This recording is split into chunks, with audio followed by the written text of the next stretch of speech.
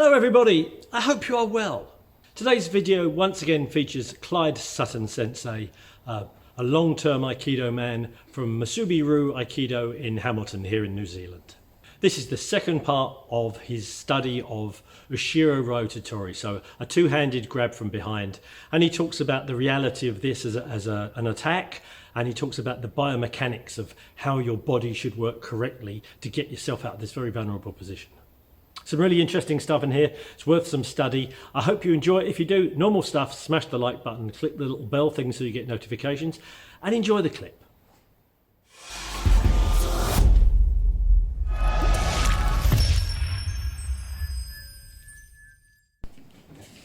Yes. Right. So we'll do it from the side.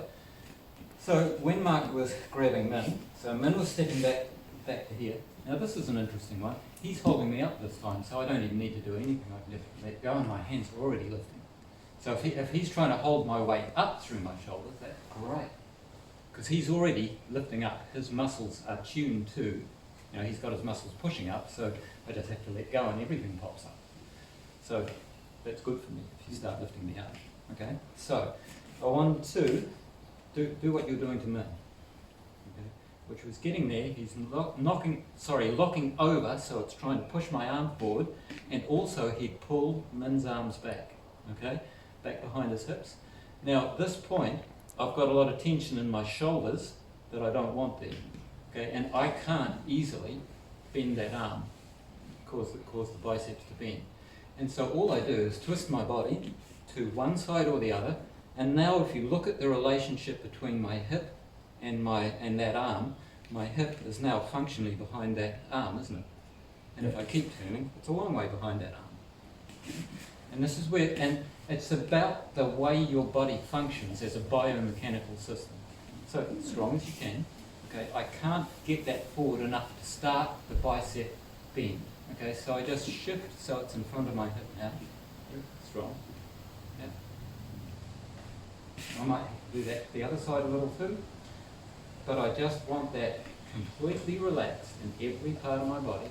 And I know I'm being a nag, okay? Because all of you know how to get tense. You do it really well. And we all do it really well.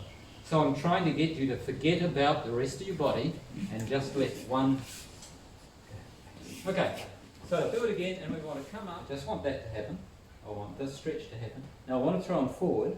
But to throw them forward, I've got to step out to the side and slightly backwards to get under those arms, okay? So as I do this movement, my arms stretching and then I'll slide forward. Does that make sense? Oh, good. Come around that way again. Stay in camera shot. Smile, look to the side, smile. Yeah. So, and again, I've got to remember to relax because I know how to do the technique. And my mind is already saying, get your hands up. And I'm already starting to do it through tension, okay? So relax, bend your arm, okay? Stand. Now notice he moved back when I did that. That's interesting. Because if I'm feeling that, I'm going to step around and go into something else because he's already moving backwards. And so that tells me one of two things. A, he was pre-intending to do that, or I didn't stretch him forward properly, okay? So it could be either of those. And it was possibly my mistake. So I've got to go out and to the side, but I've got to keep the forward motion going. Okay, so just try to back to here. So I want to get my hips in a good position. I want to, and as I forgot to mention right at the start, it's much easier if my hands are in front of my hips, bend my biceps, and it's that sense of let go in my shoulders, do that, come to here, you're going to step underneath, and I'm going to take his elbow. Okay? And depending on what I'm after, I might go straight into Nikyo because that's the way that the grip works perfectly for that. Okay? And then here, I just catch that with my thumb, or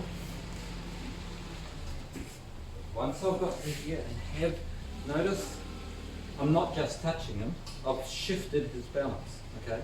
It can be quite hard to shift people forward sometimes. And you know how we were talking about the hardest way to shift someone is across that centre? Not always so. Okay? If he's down on his feet, dropping to his feet, it's very hard to shift him. But the natural if I push his arm that way, just relax your shoulders. If I push his arm that way, that happens every time, okay? If I push his arm with one hand, but people don't like a push up through that. Does that make sense? So I've come to here and I've done 3 movements at once already. There's several, okay.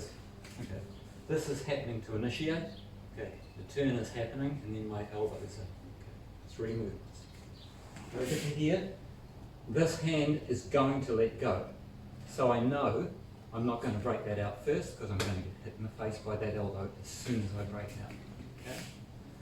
And again, this is traditional Aikido. It looks very, very step by step. Okay. Get into here, get out. 3 movements already.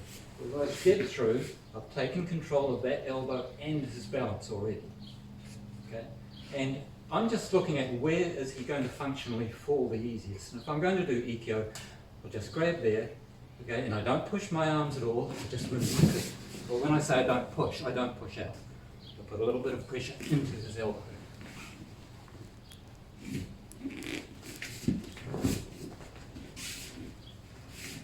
So I'm looking at where and how do I put pressure.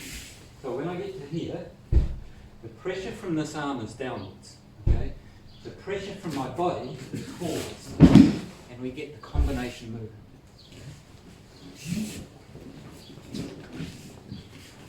However, if I get to here and push that arm forwards, that was nice of you to bend down for me, but you didn't need to, did you?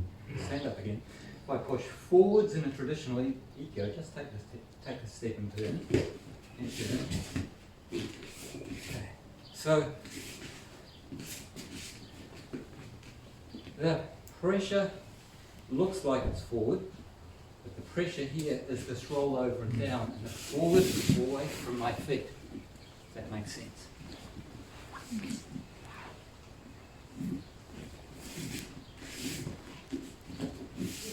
So grip as tight as you want. Oh. Yeah, that's what I want. So I want to get my hips in a position where I can get that bend and then come up to here. To the side, the pressure, okay? So that I don't get hit as I change the hand. And this goes down. Let's do this again. We should do equal amounts of them. So if I'm doing Ura, this is sweeping down, okay? And my feet are going around here.